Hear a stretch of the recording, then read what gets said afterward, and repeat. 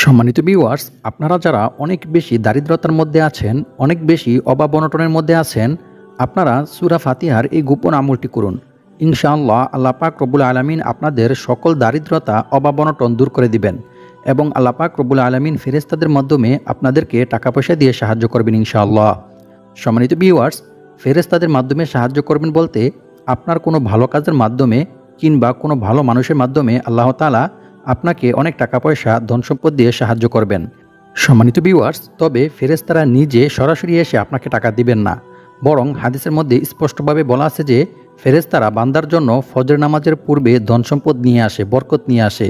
যদি তখন বান্দা ফজর নামাজ আদায় করে তাহলে তারা বান্দার ঘরে বরকত দিয়ে যায়, ধন সম্পদ দিয়ে যায়। আর যদি সে ফজর নামাজ আদায় না করে তাহলে ফেরেশতারা এই ধন সম্পদ জঙ্গলের মধ্যে নিয়ে পশু পাখিদের মধ্যে বন্টন করে দেয়। তাই অবশ্যই আপনার ধন সম্পদ বৃদ্ধি করিতে চাইলে এবং সংসারে বরকত পেতে চাইলে ফজরের নামাজ জামাতের সহিত আদায় করতে হবে। তারপর রাসূল সাল্লাল্লাহু আলাইহি ওয়াসাল্লামের শেখানো পদ্ধতি অনুযায়ী কিছু আমল করতে হবে এবং দোয়া পাঠ করতে হবে। সেই আমলের বিনিময়ে আল্লাহ পাক রব্বুল আলামিন আপনার দারিদ্রতা দূর করে দিবেন এবং আল্লাহ পাক রব্বুল আলামিন আপনাকে গায়বীভাবে অনেক টাকা পয়সা ধন সম্পদ দিয়ে সাহায্য করবেন, আপনাকে সচ্ছল করে দিবেন। সুবহানাল্লাহ। সম্মানিত ভিউয়ার্স, সূরা ফাতিহার কোন গোপন আমলটি করিলে, কতবার পড়িলে এবং কি নিয়মে কোন সময়ে সূরা ফাতিহা পাঠ করে আমল করিলে আল্লাহ তাআলা আপনার সকল দারিদ্রতা অভাব অনটন দূর করে দিবেন, সেই সম্পর্কে জানতে চাইলে ভিডিওটি স্কিপ না করে সম্পূর্ণ ভিডিওটি দেখতে থাকুন। আর ভিডিওটি ভালো লাগলে ভিডিওতে লাইক করে আমিন লিখে কমেন্ট করবেন। তারপর ভিডিওটি শেয়ার করে চ্যানেলটি সাবস্ক্রাইব করে আমাদের পাশে থাকবেন। সম্মানিত ভিউয়ার্স, আপনারা যদি এই নিয়মে সূরা ফাতিহা পাঠ করে আমল করেন তাহলে ফেরেশতারা আপনাকে টাকা দিয়ে যাবে ইনশাআল্লাহ। সম্মানিত ভিউয়ার্স, তবে অবশ্যই আমলটি করতে হবে দৃঢ় বিশ্বাসের সঙ্গে। আল্লাহর কোরআনের উপর কেউ বিশ্বাস রেখে আমল করিলে আল্লাহ তাআলা অবশ্যই সেই আমল কবুল করেন। আল্লাহ তাআলা বলেন, আমি এই কোরআন সৃষ্টি করেছি মুমিনদের শেফার জন্য। অন্য আয়াতে বলেন, যে ব্যক্তি আল্লাহর উপর ভরসা করবে আল্লাহ তাআলা তার মনের সকল ইচ্ছা পূর্ণ করবেনই। সুবহানাল্লাহ। সম্মানিত ভিউয়ার্স, আমরা যদি আল্লাহর উপর ভরসা করে আল্লাহর কোরআনের উপর বিশ্বাস রেখে আমলটি করি তাহলে অবশ্যই আল্লাহ পাক রব্বুল আলামিন আমাদের সকল দারিদ্রতা অভাব অনটন দূর করে দিবেন এবং ফেরেশতাদের মাধ্যমে গায়বীভাবে অনেক টাকা পয়সা ধন সম্পদ দিয়ে সাহায্য করবেন। সম্মানিত ভিউয়ার্স, প্রথমে আমরা সূরা ফাতিহার কিছু বিশেষ ফজিলতের বিষয়ে কোরআন এবং হাদিস থেকে জেনে নেব। সম্মানিত ভিউয়ার্স, সূরা ফাতিহার অপর আরেকটি নাম হচ্ছে সূরাতুশ শিফা, অর্থাৎ এই সূরা পাঠ করে আমল করিলে আল্লাহ তাআলা বান্দাকে বিভিন্ন রোগ থেকে মুক্তি দেন এবং বান্দাকে সকল রকমের বিপদ আপদ, বালা মুসিবত, দারিদ্রতা থেকে মুক্তি দেন। সুবহানাল্লাহ। আল্লামা মোল্লা আলী কারি রহমতুল্লাহি আলাইহি বলেন, সূরা ফাতিহার অক্ষরে এবং শব্দ পড়াতে যেমন শেফা রয়েছে তেমনিভাবে লিখাতেও শেফা রয়েছে। সুতরাং যে ব্যক্তি সূরা ফাতিহা পাঠ করে আমল করিবে আল্লাহ তাআলা তাকে ইহকালে এবং পরকালে কল্যাণ দান করবেন। সুবহানাল্লাহ। এই বিষয়ে হযরত আব্দুল্লাহ ইবনে মালিক ইবনে উমাইর রাদিয়াল্লাহু তাআলা আনহু থেকে বর্ণিত, তিনি বলেন, রাসূল সাল্লাল্লাহু আলাইহি ওয়াসাল্লাম বলেছেন, সূরা ফাতিহা হচ্ছে সকল রোগের শেফা। সুবহানাল্লাহ। মিশকাত শরীফ হাদিস নং 2170। সুতরাং আপনারা সকল বিপদ আপদ, বালা মুসিবত ও অভাব অনটন থেকে মুক্তি পেতে পারবেন যদি আপনি দৃঢ় বিশ্বাস নিয়ে আল্লাহর কোরআনের বিভিন্ন সূরা পাঠ করে আমল করেন। প্রিয় ভিউয়ার্স, আমলটি করার ফলে আপনার জীবনে যত টাকার প্রয়োজন তার চাইতেও বেশি টাকা ফেরেশতারা আপনাকে এসে দিয়ে যাবে, যেভাবে হযরত ইয়াকুব আলাইহিস সালামকে এবং অনেক সাহাবায়ে কেরামদেরকে দিয়ে গিয়েছিলেন। সুবহানাল্লাহ।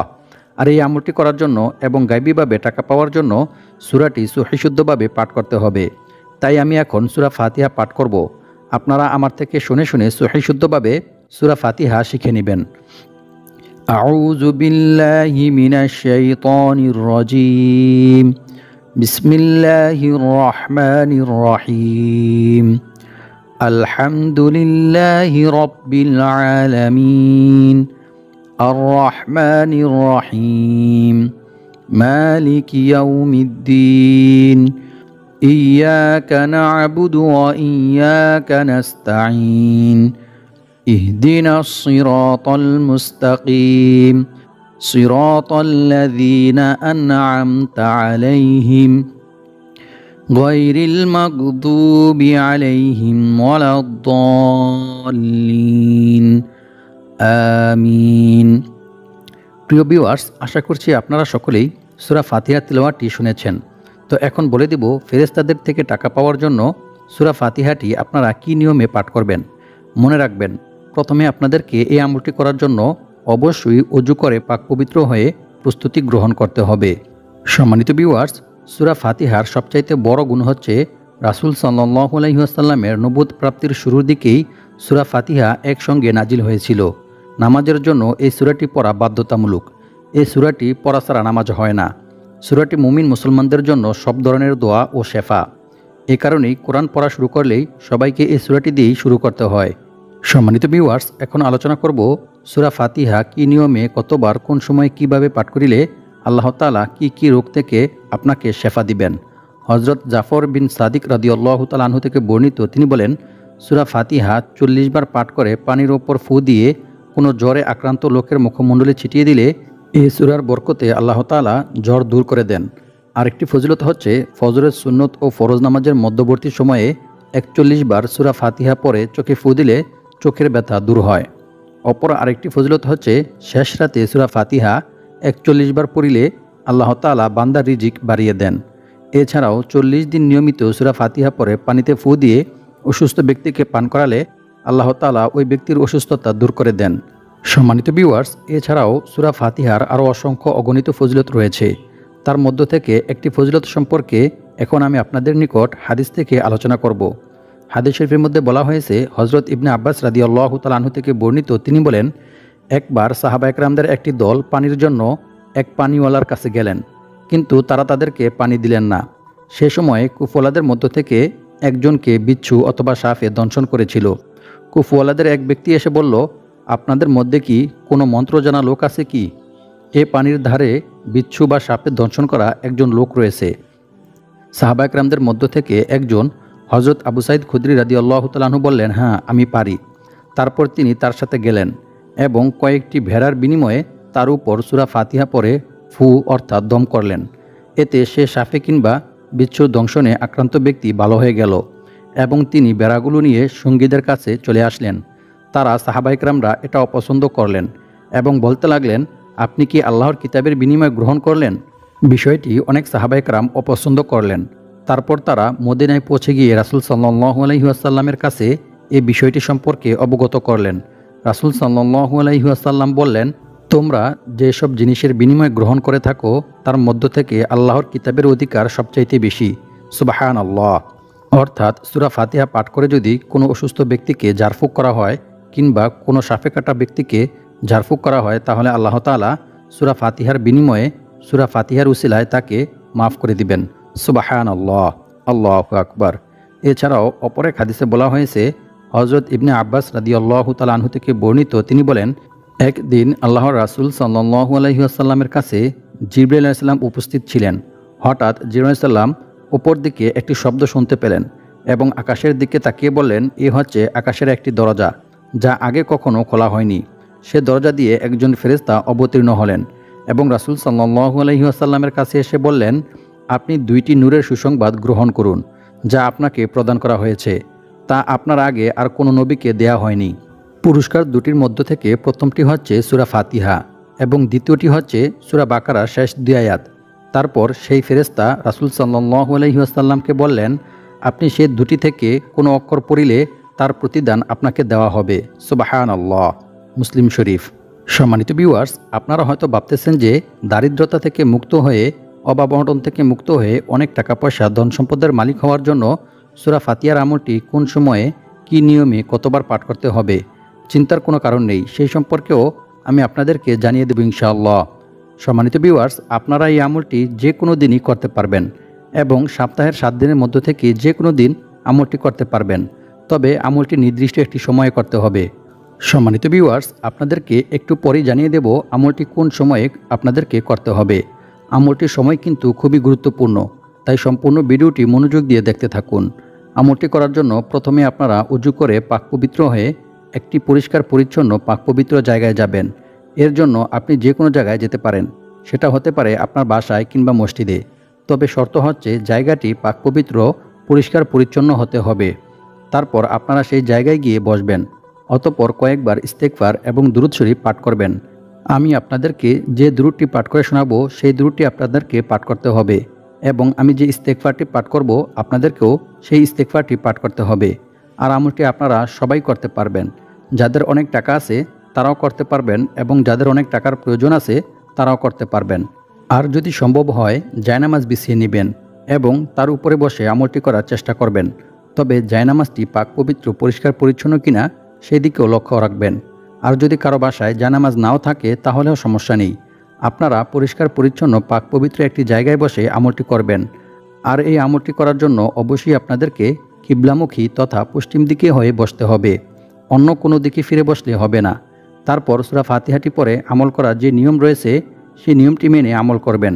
সম্মানিত ভিউয়ার্স, তবে আমলটি করার জন্য সূরা ফাতিহা যতবারই পাঠ করবেন ততবারই পাঠ করার পূর্বে বিসমিল্লাহির রহমানির রহিম বলতে হবে, কারণ বিসমিল্লাহির রহমানির রহিমের মধ্যে বরকত রয়েছে। বিসমিল্লাহির রহমানির রহিম পাঠ না করিলে আপনি পরিপূর্ণ বরকত পাবেন না। তাই অবশ্যই সূরা ফাতিহা শুরু করার পূর্বে বিসমিল্লাহির রহমানির রহিম বলতে হবে এবং শেষে আমিন বলতে হবে। আর অবশ্যই আমলটা করার পূর্বে আপনাদেরকে কয়েকবার দুরূদ শরীফ ও ইস্তেগফার পাঠ করতে হবে, কারণ রাসূল সাল্লাল্লাহু আলাইহি ওয়াসাল্লামের উপর দুরূদ পাঠ না করা হলে কোনো আমল বা কোনো দোয়াই আল্লাহর দরবারে পৌঁছায় না। আর আমলটি অবশ্যই আপনাদেরকে দৃঢ় বিশ্বাস নিয়ে করতে হবে। হযরত ওমর বিন খাত্তাব রাদিয়াল্লাহু তাআলা আনহু বলেন, বান্দার দোয়া ও মুনাজাত ততক্ষণ পর্যন্ত আল্লাহর দরবারে পৌঁছায় না যতক্ষণ পর্যন্ত না বান্দা তার নবীর প্রতি দুরূদ পাঠ করবে। অর্থাৎ যদি কোনো ব্যক্তি রাসূল সাল্লাল্লাহু আলাইহি ওয়াসাল্লামের উপর দুরূদ পাঠ না করে তাহলে তার কোনো দোয়া বা কোনো আমলই আল্লাহর দরবারে পৌঁছায় না। সেই আমল আসমান ও জমিনের মধ্যবর্তী স্থানে ঝুলন্ত অবস্থায় থাকে। তাই অবশ্যই এই আমলটি করার পূর্বে আপনাদেরকে দুরূদ শরীফ পাঠ করতে হবে। অতঃপর আপনাদেরকে বিশেষ দুইটি ইস্তেগফার পাঠ করতে হবে। প্রথমে আমি আপনাদেরকে ইস্তেগফার পাঠ করার কিছু গুরুত্ব ও পুরস্কার সম্পর্কে কোরআন এবং হাদিস থেকে জানিয়ে দেব, যে ফজিলতগুলি সম্পর্কে জানলে আপনারা বুঝতে পারবেন যে ইস্তেগফারও কত বড় একটি গুরুত্বপূর্ণ আমল। তাই অবশ্যই আপনারা ভিডিওটি না টেনে সম্পূর্ণ ভিডিওটি দেখতে থাকুন। রাসূল সাল্লাল্লাহু আলাইহি ওয়াসাল্লাম বলেন, আল্লাহ তাআলা ওই ব্যক্তির চেহারা উজ্জ্বল করে দেন যে ব্যক্তি আমার কোনো হাদিস শুনেছে অতঃপর তা অন্যের কাছে পৌঁছে দিয়েছে। সুবহানাল্লাহ। সুনানে আবু দাউদ হাদিস নং 515। সম্মানিত ভিউয়ার্স, আপনারাও যদি ভিডিওটি শোনার পর ভিডিওটি শেয়ার করে দেন তাহলে আপনাদের মাধ্যমে যারা শুনবে এর বিনিময়ে আপনারা এই হাদিসের ফজিলত অর্জন করতে পারবেন। আল্লাহ তাআলা আপনাদের চেহারা উজ্জ্বল করে দিবেন ইনশাআল্লাহ। সম্মানিত ভিউয়ার্স, ইস্তেগফার পাঠ করার গুরুত্ব দিয়ে মহান আল্লাহ তাআলা পবিত্র কোরআনের মধ্যে বলেন, ইল্লা মান তাবা ওয়া আমানা ওয়া আমিলা আমালান সালিহা ফাউলাইকা ইউবাদদিলুল্লাহু সাইয়্যাতিহিম হাসানাত ওয়া কানাল্লাহু গফুরুর রহিমা। অর্থ, তবে যে ব্যক্তি তাওবা করে, ঈমান আনে এবং সৎকর্ম করে, পরিণামে আল্লাহ তাআলা তার পাপগুলোকে নেকি দ্বারা পরিবর্তন করে দেন। সুবহানাল্লাহ। আল্লাহ তাআলা অতি ক্ষমাশীল ও পরম দয়ালু। সূরা ফুরকান আয়াত নং 70। এক হাদিসে রাসূল সাল্লাল্লাহু আলাইহি ওয়াসাল্লাম বলেছেন, নিশ্চয়ই আল্লাহ তাআলা বান্দার তাওবা কবুলের জন্য পশ্চিম দিকে একটি দরজা খুলে রেখেছেন, যার প্রশস্ততা হচ্ছে 70 বছরের পথ। সূর্য পশ্চিম দিকে উদয় না হওয়া পর্যন্ত, অর্থাৎ কিয়ামত পর্যন্ত এ দরজা বন্ধ করা হবে না। সুবহানাল্লাহ। তিরমিজি শরীফ হাদিস নং 3536। সম্মানিত ভিউয়ার্স, ইস্তেগফার পাঠ করিলে যে আল্লাহ তাআলা কোথা থেকে কিভাবে আপনার রিজিকের ব্যবস্থা করে দিবে তা আপনি চিন্তাও করতে পারবেন না। আল্লাহ তাআলা পবিত্র কোরআনের মধ্যে বলেন, আর যে ব্যক্তি আল্লাহকে ভয় করবে আল্লাহ তাআলা তার সমস্ত সমস্যা থেকে উত্তরণের পথ বের করে দিবেন আর তাকে এমন জায়গা থেকে রিজিক দান করবেন যা সে কল্পনাও করতে পারবে না। অর্থাৎ তার ধারণার বাইরে থেকে আল্লাহ তাআলা তার রিজিকের ব্যবস্থা করে দিবেন। সুবহানাল্লাহ। আর যে ব্যক্তি আল্লাহর উপর ভরসা করবে তার জন্য তিনিই যথেষ্ট হবেন। নিশ্চয়ই আল্লাহ তাআলা তার মনের সকল ইচ্ছা পূরণ করবেনই। সুবহানাল্লাহ। আল্লাহু আকবার। সূরা তালাক আয়াত নং 2 থেকে 3। সম্মানিত ভিউয়ার্স, আল্লাহ তাআলাকে ভয় করার সর্বোত্তম মাধ্যম হচ্ছে তাওবা ইস্তেগফার করা, ক্ষমা প্রার্থনা করা। বান্দার দ্বারা ইচ্ছায় কিংবা অনিচ্ছায় কোনো গুনাহ সংঘটিত হয়ে গেলে বান্দা যদি আল্লাহ তাআলার কাছে তাওবা ইস্তেগফার করে, ক্ষমা প্রার্থনা করে, তাহলে আল্লাহ তাআলা এতে অনেক খুশি হন। আর বান্দার এই কাজটা আল্লাহ তাআলা অনেক পছন্দ করেন। রাসূল সাল্লাল্লাহু আলাইহি ওয়াসাল্লাম বলেন, মরুভূমিতে হারিয়ে যাওয়া উট খুঁজে পেয়ে উটের মালিক যতটা খুশি হয়, যখন কোনো গুনাহগার বান্দা আল্লাহ তাআলার কাছে তাওবা ইস্তেগফার করে, ক্ষমা প্রার্থনা করে, তখন আল্লাহ তাআলা এর চাইতে বেশি খুশি হন। সুবহানাল্লাহ। আল্লাহু আকবার। অন্য এক হাদিসে বলা হয়েছে, রাসূল সাল্লাল্লাহু আলাইহি ওয়াসাল্লাম বলেন, যে ব্যক্তি ইস্তেগফার তথা ক্ষমা প্রার্থনা করাকে নিজের জন্য আবশ্যক করে নেবে, আল্লাহ তাআলা তাকে গায়বীভাবে রিজিকের ব্যবস্থা করে দিবেন। সুবহানাল্লাহ, আল্লাহু আকবার। সুনানে আন-নাসাই হাদিস নং 3819। সম্মানিত ভিউয়ার্স, আল্লাহ তাআলা বান্দার নেক আমল দেখেন না। আমাদের নেক আমলের দ্বারা আল্লাহর কোনো লাভ লস কিছুই নেই, বরং আমরা নেক আমল করি আমাদের কল্যাণের জন্যই। আল্লাহ তাআলা শুধু বান্দার তাকওয়া দেখেন। বান্দা আল্লাহ তাআলাকে কতটুকু ভয় পায়, আল্লাহ তাআলা শুধু এটাই দেখেন।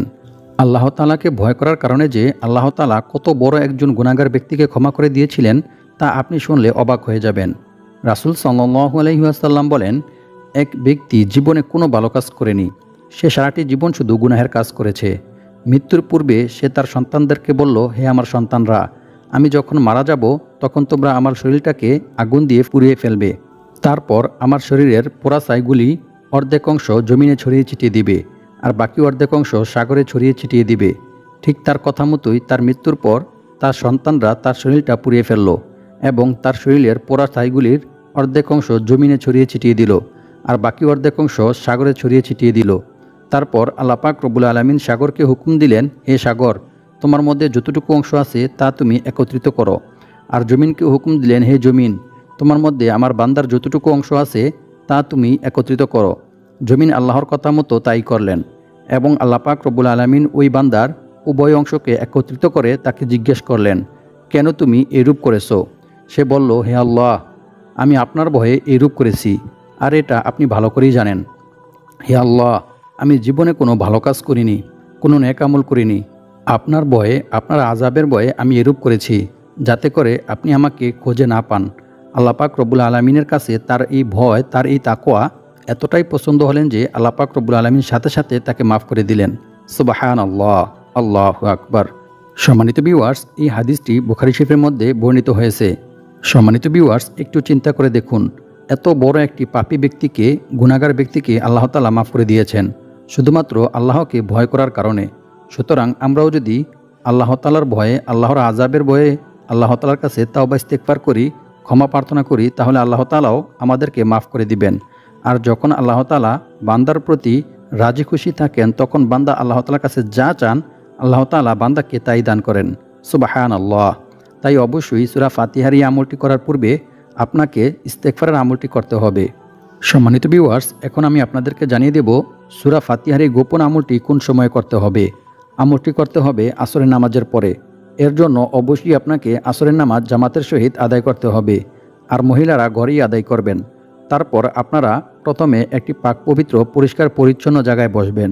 অতঃপর 10 বার সূরা ফাতিহা পাঠ করবেন, আর প্রত্যেকবারই সূরা ফাতিহা পাঠ করার পূর্বে বিসমিল্লাহির রহমানির রহিম পাঠ করবেন। অতঃপর আপনি দুটি ইস্তেগফার পাঠ করবেন। একটি হচ্ছে আস্তাগফিরুল্লাহাল আযীম আল্লাযী লা ইলাহা ইল্লা হুয়াল হাইয়ুল কাইয়্যুম ওয়া আতুবু ইলাইহি। অতঃপর আরও একটি ইস্তেগফার পাঠ করবেন, আল্লাহুম্মা গফিরলি যামবি ওয়া ওয়াসি'লি ফি দারি ওয়া বারিক লি ফি রিজকি। এই দুইটি ইস্তেগফার পাঠ করবেন। তবে সূরা ফাতিহা পাঠ করার পূর্বে অবশ্যই আপনি 3 বার দুরূদ শরীফ পাঠ করে নেবেন। আল্লাহুম্মা সাল্লি আলা মুহাম্মাদানিন নাবিয়্যিল উম্মি ওয়া আলিহি ওয়া আসহাবিহি ওয়া বারিক ওয়া সাল্লিম। অতঃপর 2 বার ইস্তেগফার পাঠ করা শেষ হলে আপনি 1 বার দুরূদ শরীফ পাঠ করবেন। তারপর আপনি আল্লাহ তাআলার কাছে দোয়া করে যা চাইবেন আল্লাহ তাআলা আপনাকে তাই দান করবেন ইনশাআল্লাহ। দোয়ার শেষেও আপনি 1 বার দুরূদ শরীফ পাঠ করে নেবেন। আল্লাহ পাক রব্বুল আলামিন আমাদের সবাইকে সূরা ফাতিহার এই আমলটি করে দারিদ্রতা থেকে মুক্ত হয়ে অনেক টাকা পয়সা, ধন সম্পদের মালিক হওয়ার তৌফিক দান করুক। আমিন।